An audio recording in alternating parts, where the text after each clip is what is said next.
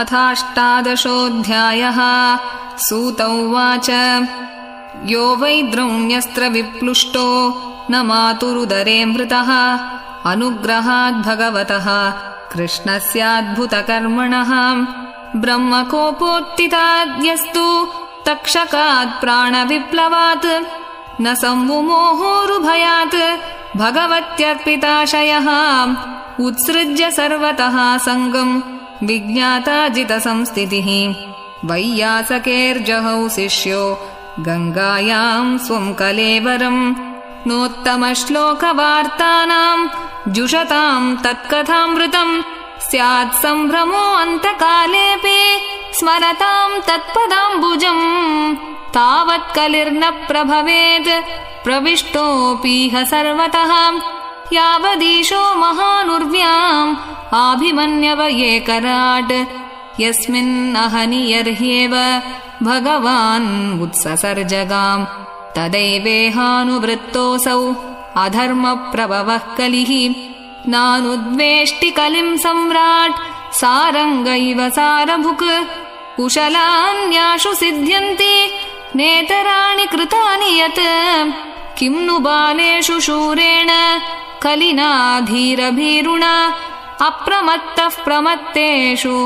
यो वृको नृषु वर्तते उपवर्णितमेतद्वः पुण्यम् पारीक्षितम् मया वासुदेव कथोपेतम् आख्यानम् यदपृच्छत या या कथा भगवतः कथनीयोरुकर्मणः गुणकर्माश्रयाः पुंभिः संसेव्यास्तबुभूषुभिः ऋषयवोचुः सूतजीवसमाः सौम्य शाश्वतीर्विशदम् यशः यस्त्वम् शंससि कृष्णस्य मर्त्यानाम् अमृतम् हिनः कर्मण्यस्मिन्ननाश्वासे धूमधूम्रात्मनाम् भवान् आपाययति गोविन्द पादपद्मासवम् मधु तुलयामलवेनापि न स्वर्गम् न पुनर्भवम् भगवत्सङ्गिसङ्गस्य मर्त्यानाम् किमुताशिषः को नाम तृप्येत् रसवित्कथायाम् महत्तमैकान्तपरायणस्य नान्तम् गुणानाम् अगुणस्य जग्मुः योगेश्वराये भवपाद्ममुख्याः तन्नो भवान् वै भगवत्प्रदानो महत्तमैकान्तपरायणस्य हरेरुदारम् चरितम् विशुद्धम् शुश्रूषताम् नो वितनोतु विद्वन् स वै महाभागवतः परीक्षित् येनापवर्गाख्यम् अदभ्रबुद्धिः ज्ञानेन वैयासकि शब्दितेन भेजे खगेन्द्रध्वजपादमूलम् तन्नः परम् पुण्यम् असंवृतार्थम् आख्यानम् अत्यद्भुतयोगनिष्ठम् आख्याहि अनन्ताचरितोपपन्नम् पारीक्षितम् भागवताभिरामम्। सूत उवाच अहो वयम् जन्मभृतोऽद्यः स्म वृद्धानुवृत्त्यापि विलोमजाताः दौष्कुल्यमाधिम् विधुनोति शीघ्रम् महत्तमानामभिधानयोगः कुतः पुनर्गृणतो नाम तस्य महत्तमैकान्तपरायणस्य योऽनन्तशक्तिः भगवानन्तो महद्गुणत्वाद् यमनन्तमाहुः एतावतालम् ननु सूचितेन गुणैरसाम्यानतिशायनस्य हित्वेतरान् प्रार्थयतो विभूतिः यस्याङ्घ्रिरेणुम् जुषतेन भीप्सोः अथापि यत्पादनखावसृष्टम् जगद्विरिञ्चोपहृतार्हणाम्बः शेषम् पुनात्यन्यतमो मुकुन्दात् को नाम लोके भगवत्पदार्थः यत्रानुरक्ताः सहसैव धीरा व्यपोह्य देहादिषु सङ्गमूढम् व्रजन्ति तत्पारमहंस्यमन्त्यम् यस्मिन्नहिंसोपशमस्वधर्मः अहम् हि पृष्टोर्यमणो भवद्भिः आचक्ष आत्मावगमोऽत्र यावान् नभः पतन्त्यात्मसमं पतत्रिणः तथा समं विष्णुगतिं विपश्चितः एकदा धनुरुद्यम्य विचरन् मृगयां वने मृगान् अनुगतः श्रान्तः क्षुदितस्तृषितो भृशम् जलाशयमचक्षाणः प्रविवेश तमाश्रमम् तदर्श मुनिमासीनं शान्तं मीलितलोचनम् प्रतिरुद्धेन्द्रियप्राण मनोबुद्धिमुपारतम् स्थानत्रयात् परं प्राप्तम् ब्रह्मभूतम् अविक्रियम् विप्रकीर्णजटाच्छन्नम् रौरवेणाजिनेन च विशुष्यत् तालुरुदकम् तथा भूतमयाचत अलब्धतृणभूम्यादिः असम्प्राप्तार्घ्यसूनृतः अवज्ञातमिवात्मानम् मन्यमानश्चुकोपः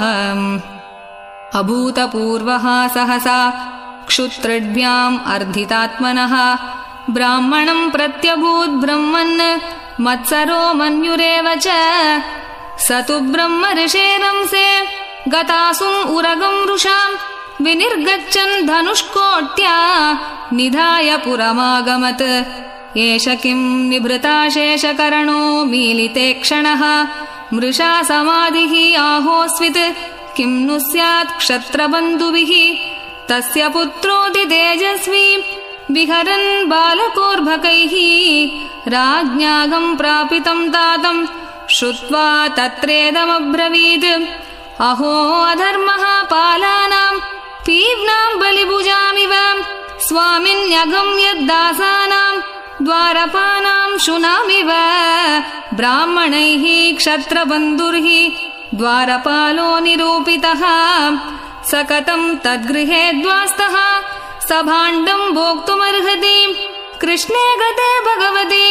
शास्त्रयुत्पतगामिनाम् तद्भिन्नसेतू नद्याहम् शास्मि पश्यत मे बलम् इत्युक्त्वा रोषताम् राक्षो वयस्यान् ऋषिबालकः कौशिक्याप उपस्पृश्य वाग्वज्रम् विससर्जः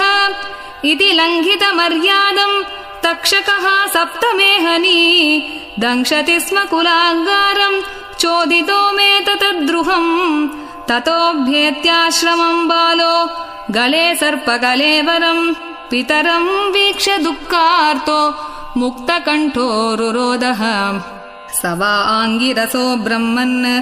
श्रुत्वा सुतविलापनम् उन्मील्य शनकैर्नेत्रे दृष्ट्वा स्वांसे मृतोरगम् विसृज्य पुत्रम् पप्रच्छ वत्स कस्माद्धिरोदिषि केन वा ते अपकृतम् इत्युक्तः सन्न्यवेदयत् निशम्य शप्तम् अतदर्हम् नरेन्द्रम् स ब्राह्मणो नात्मजमभ्यनन्दत् अहो बताम् हो महदज्ञते कृतम् अल्पीयसि द्रोह उरुर्दमोद्धृतः न वै नृभिर्नरदेवम् पराख्यम् सम्मातुमर्हसि अविपक्वबुद्धे यत्तेजसा दुर्विषहेण गुप्ता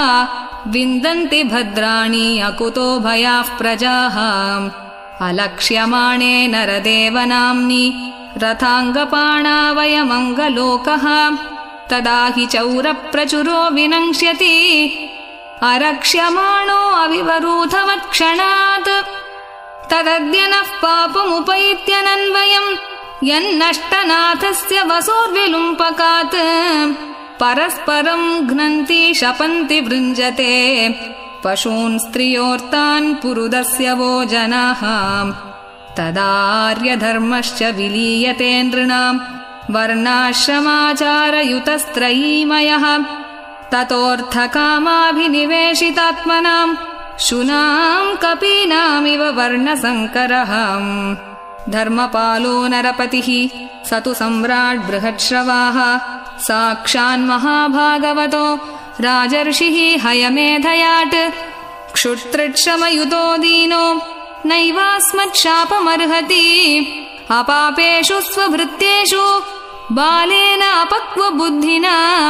पापम् कृतम् तद्भगवान् सर्वात्मा क्षन्तुमर्हति